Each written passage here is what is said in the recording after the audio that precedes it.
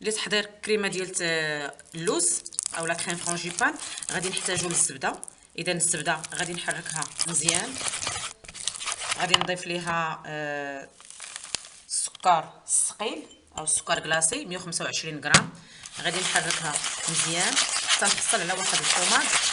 عاد غنطلقها. لتحضير كريمه ديال اللوز او لا كريم فرانجيبان غادي نحتاجو 125 غرام ديال بودره اللوز، غادي نحتاجو 125 غرام ديال السكر كلاصي، غادي نحتاجو 125 غرام ديال الزبده، 20 غرام ديال بودره لا كريم باتيسيير، وجوج صفار ديال البيض. بالنسبه للطريقه غادي ناخذ السكر كلاصي والزبده اللي بحراره ديال المطبخ وغادي نخدمهم مزيان حتى نحصل على هذا البوماد بحال هكا. من بعد غادي نضيف بودره اللوز،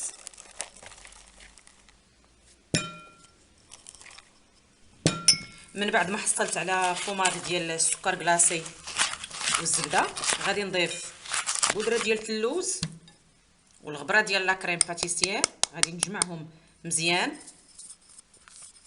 عاد غادي نضيف اصفر البيض.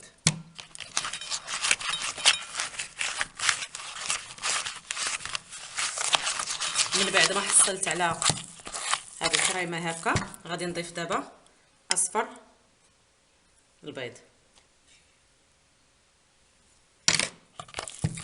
نخلط الكل مزيان. كتنسجم ليا العناصر اللي عندي، وبهكذا غادي نكون حضرت كريمه ديال اللوز اللي غادي نزين بها الطورطه ديالي.